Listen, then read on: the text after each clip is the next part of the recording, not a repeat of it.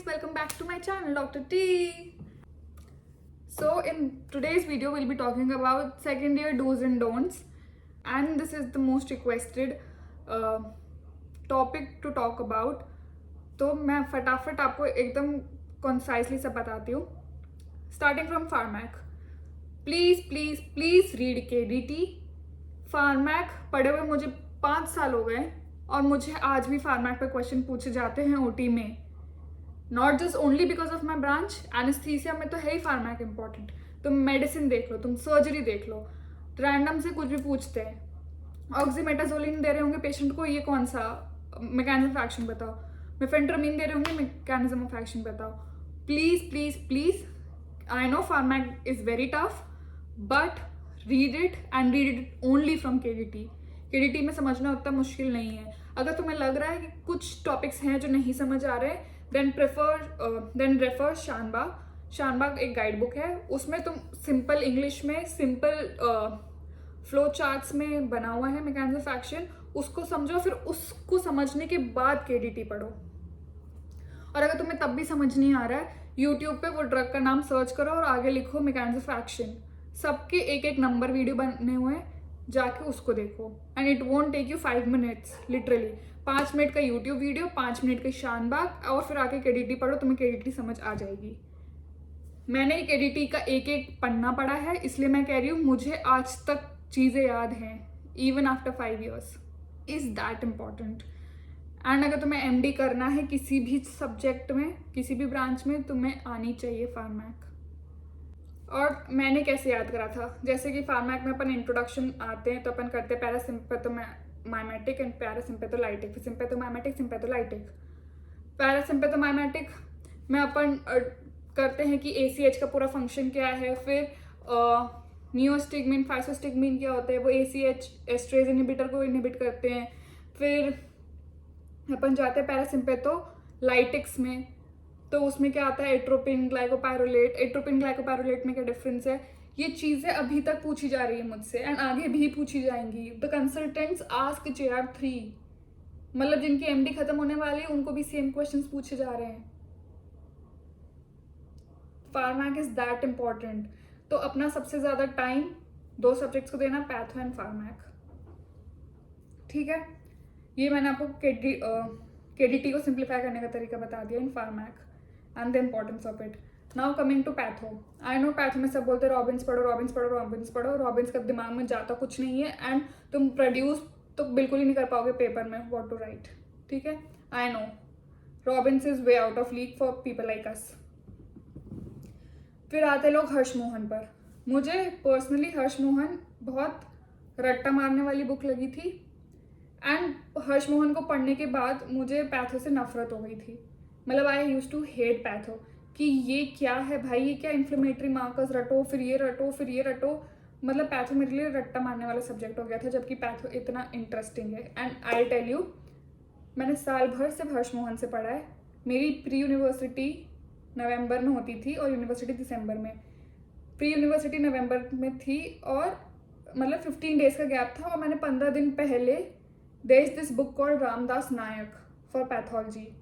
I opened it 15 days prior to pre-university. I opened Ramdas Nayak and मैंने उसका systemic pathology के कुछ parts पढ़े, जैसे मायोकार्डियल इंफार्क्शन का डेवलपमेंट कैसे होता है.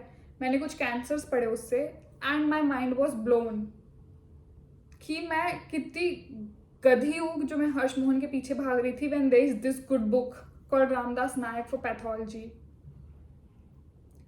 If you are into second year or in first year, I would suggest please please please buy Ramdas Nayak instead of Harsh Mohan and Robbins.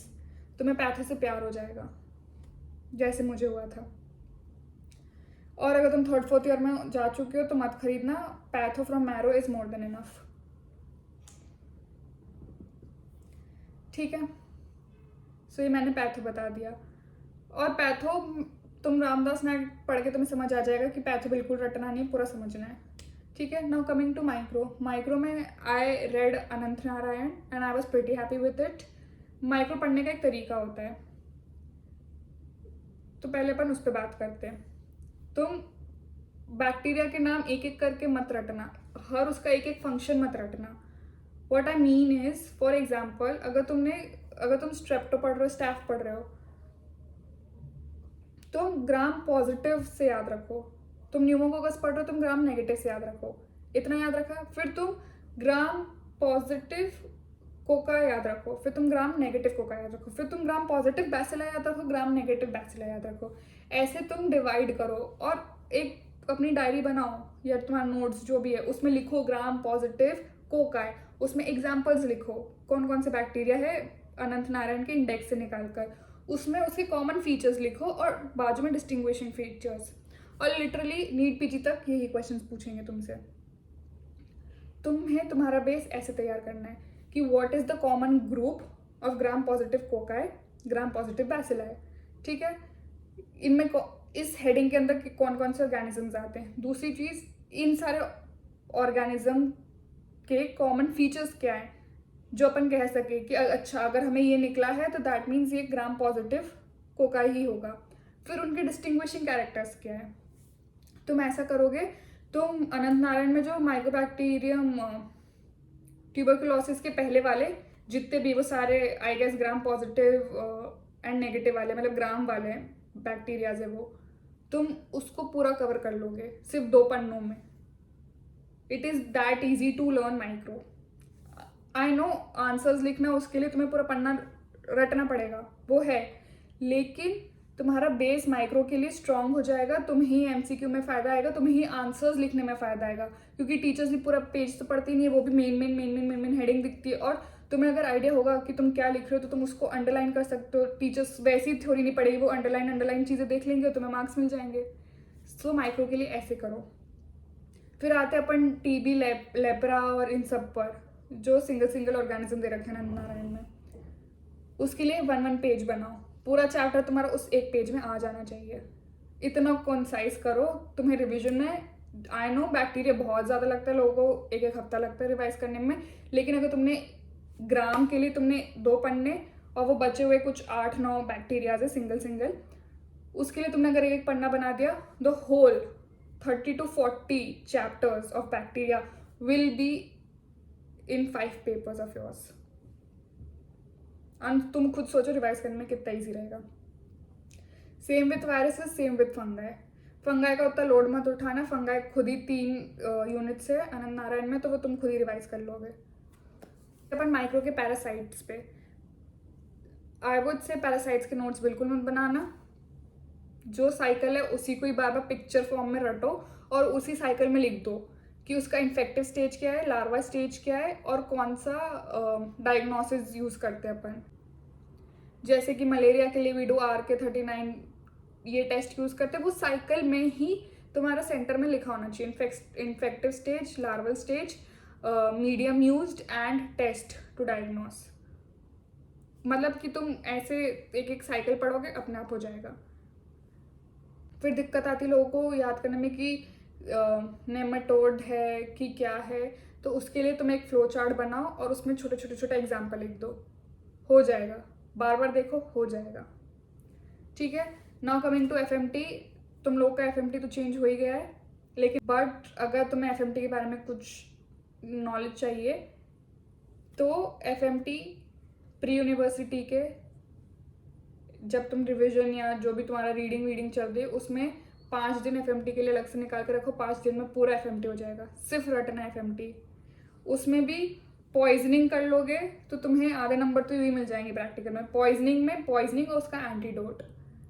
Snake का characteristic feature, उसका antidote. एकदम selective पढ़ना है FMT में and you will get good marks.